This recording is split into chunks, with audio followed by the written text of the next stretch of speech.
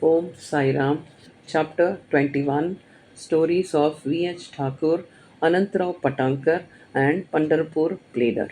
In this chapter, Hemad Pant relates the stories of Vinayak Harishchandra Thakur, B.A. Anantrao Patankar of Pune, and a pleader from Pandarpur. All these stories are very interesting, which, if very carefully read and grasped, will lead the readers on to the spiritual path. Preliminary.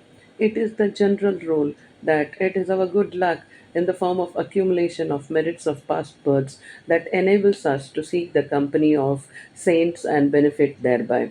As an illustration of this rule, Hemant Pan gives his own instance. He was a resident magistrate of Bandra, a suburb of Mumbai, for many years.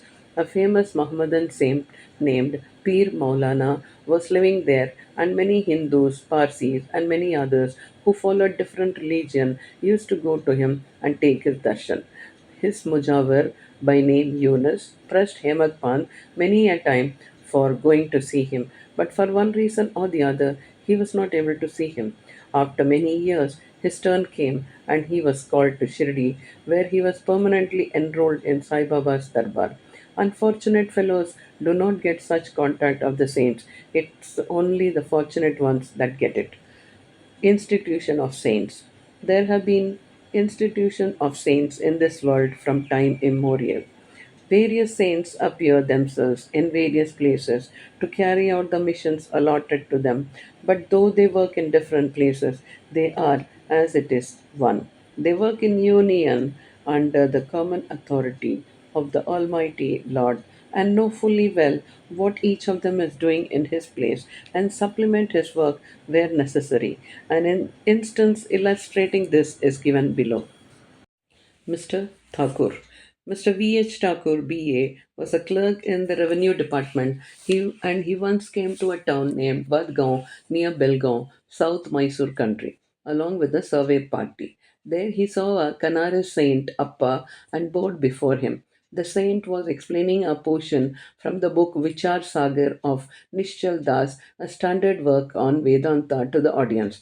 When Thakur was taking his leave to go, he said to him, "You should study this book, and if you do so, your desires will be fulfilled. And when you go to the north in the discharge of your duties in future, you will come across a great saint by your fortune, and then he will show you the future path and give rest to your mind and make you happy."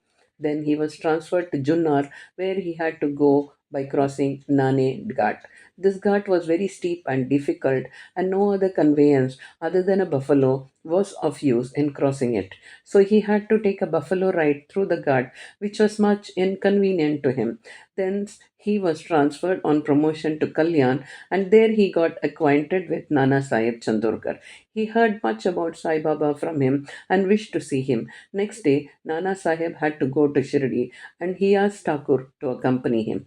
He could not do so as he had to attend the Thana court for a civil case. So Nana Sahib went alone. Thakur went to Thana, but there the case was postponed. Then he repented for not accompanying Nana Sahib. Still, he left for Shirdi, and when he reached there, he found that Nana Sahib has left the place previous day. Some of his other friends whom he met there took him to Baba. He saw Baba, fell at his feet, and was overjoyed. His eyes were full of tears, and his hair stood on end. Then, after a while, the omniscient Baba said to him, "The path of this place is not so easy as the teachings of the Canary Saint Appa or even the Bullock cart ride in the Nane Ghat. In this spiritual path, you have to put in your best exertion. It is very difficult." When Thakur heard these significant words, which only he knew, he was overwhelmed with joy. He came to know that the word of the Canary saint had turned true. Then, joining both hands and placing his head on Baba's feet, he prayed that he should be accepted and blessed. Then Baba said, "What Appa told you was all right, but these things have to be practiced and lived. Mere reading won't do. You have to think and carry out what you read, otherwise, it is of no use. Mere book learning without the grace of the Guru and self realization is of no use. The theoretical portion was read from the work Vichar Sagar by Thakur, but the practical way was shown to him at Shirdi. Another story given below will bring out this truth more forcibly. Anantrao Patankar. One gentleman from Pune by name Anantrao Patankar wished to see Baba. He came to Shirdi and took Baba's darshan. His eyes were satisfied and he was much pleased. He fell at Baba's feet and after performing proper worship said to Baba, I have read a lot, studied Vedas, Vedants, and Upanishads, and heard all the Puranas, but still I have not got any peace of mind. So I think all my reading was useless. Simple, ignorant, devout persons are better than myself. Unless the mind becomes calm, book learning is of no avail. I have heard from many people that you easily give peace of mind to so many people by your mere glance and potent word. So I have come here. Please take pity on me and bless me. Then Baba told him a parable which was as follows.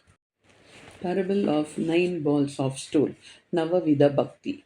Once a merchant came here. Before him a mare passed her stool, nine balls of stool.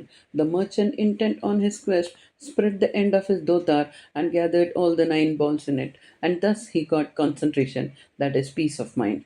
Mr. Patankar could not make out the meaning of the story, so he asked Ganesh Damodar, alias Dada Kelkar, what does Baba mean by this? He replied, I too do not know all that Baba says and means, but at his inspiration I shall say what I come to know.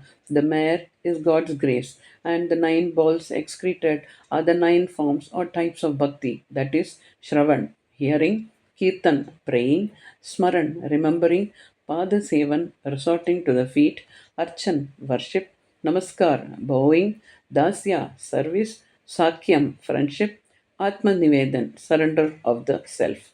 These are the nine types of bhakti. If any of these is faithfully followed, Lord Hari will be pleased and manifest himself in the home of the devotee.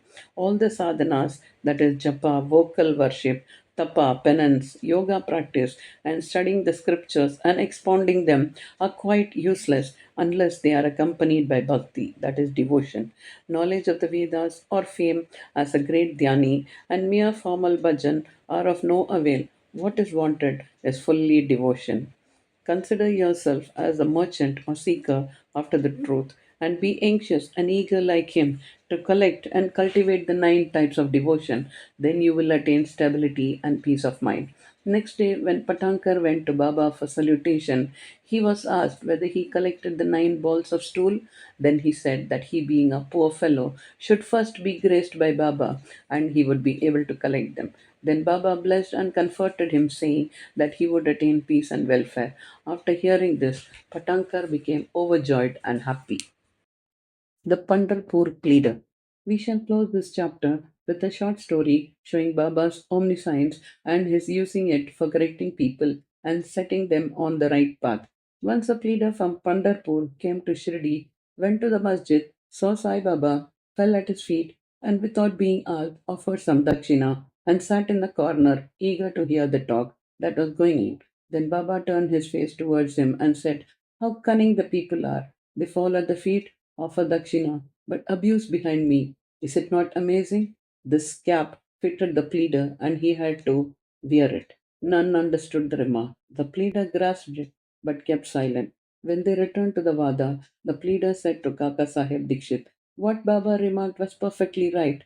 The dart was aimed at me. It was a hint to me that I should not indulge in reviling or scandalizing others, that is, calling names. When the subject or sub judge or Munsif of Pandharpur, Mr. Nolkar, came and stayed here for the improvement of his health, a discussion about this matter was going on in the bar room at Pandharpur. It was said or discussed there whether the ailments from which the subject suffered were ever likely to be got rid of without medicines by merely going after Sai Baba, and whether it was proper for an educated man like the sub-judge to take recourse to such methods. The sub-judge was taken to task, that is, he was criticized, as also Sai Baba. I also took part in this affair, and now Sai Baba showed the impropriety of my conduct. This is not a rebuke to me, but a favor, a lesson that I should not indulge in any scandal or slander of others and not interfere unnecessarily in others' affairs.